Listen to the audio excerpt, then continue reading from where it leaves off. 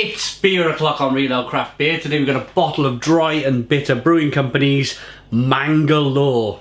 This is a kettle sour brewed with mango, coming in at 5.5% ABV. There's a look at the bottle cap. Looks good. Look at the mango. I mean, look at how hazy it is. And let me just look at this, guys. Move my arm out of the way. Can you see all of that mango sediment in the bottom of that bottle?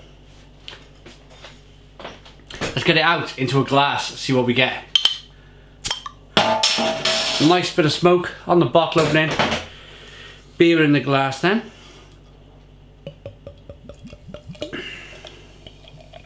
Oh yeah, look at this. I love a good sour. Get all of that sediment in. Oh, did you see the last little bit of that concentrated beer? Wow. Look at that, guys. Look at that. You can almost see the mango. Almost see that. Look at the colour. Definite mango juice of a beer. Good levels of carbonation. As most kettle sours do. Sour beers, saisons, lambics, they kind of lose their head quite quickly. That's just what happens with the beer. Yeah, it looks like mango soup. At this stage of the beer review, I'd like to thank our channel sponsors beersofeurope.co.uk for sponsoring today's video. They're a fantastic online beer store with a great range of beer from all around the world. Check them out in the description box of this video, beersofeurope.co.uk. Should we get on with this beer review? Aroma.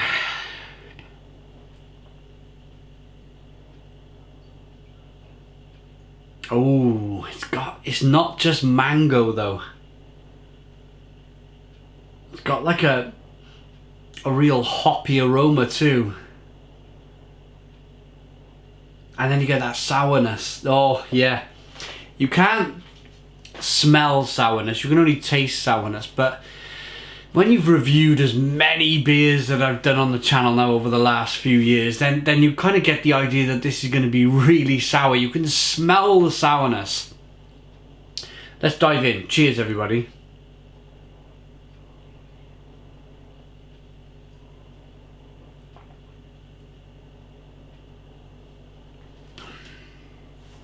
Oh, oh, oh, oh, oh, oh, wow. Boom! Brain's gone. Stone the crows. Stone the crows.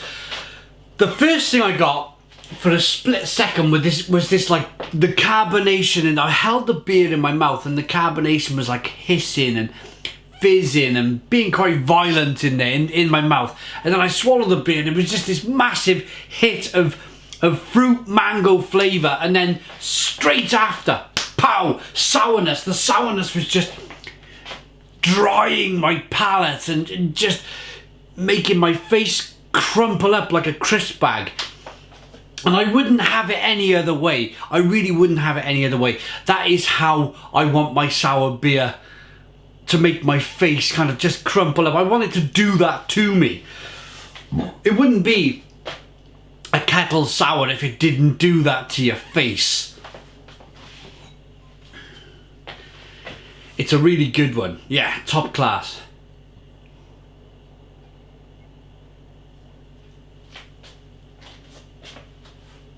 Buzzing carbonation. Massive fruit flavour from the mango. And then the sourness is just, oh yeah. It's like, I can't open my eye. I can't open my, it's like, oh god, blimey, that's sour. Really good. Really good beer. Massively drinkable, 5.5% ABV, sour beers for me. Where am I with this? What am I gonna say? I'm gonna say that it's like when you go back and you remember, if you've drunk lots of beer and you've been following the channel for a while, or if you've drunk lots of beer and you've just found the channel. Can you remember the days when you used to drink IPAs and you just used to go crazy with excitement when you used to try them? It would like completely like make you go mental. Can you remember them days? Well, unfortunately, there's so many hoppy beers out there now, it kind of becomes the normal. And as much as I love IPAs, American Pale Ales, blondes, golden ales, that sort of thing, not blondes, but hoppy blondes then, let's call it hoppy blondes. Hoppy lagers, anything really hoppy.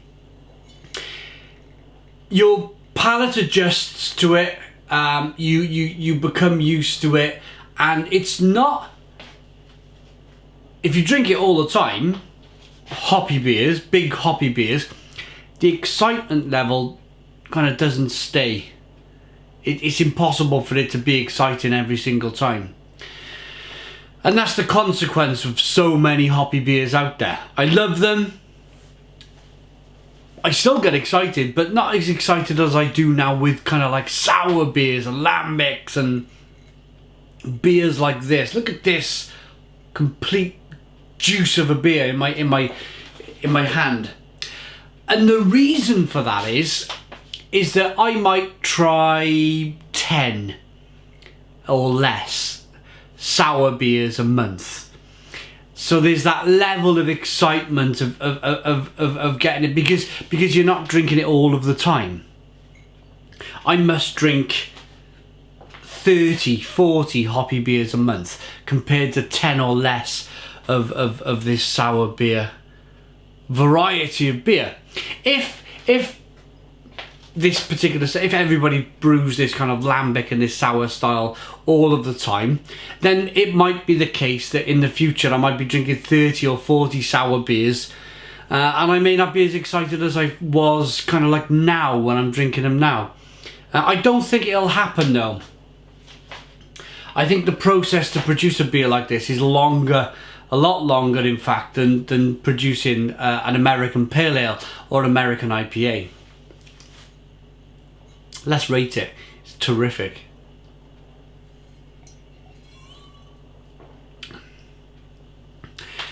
I just love that big bold carbonation.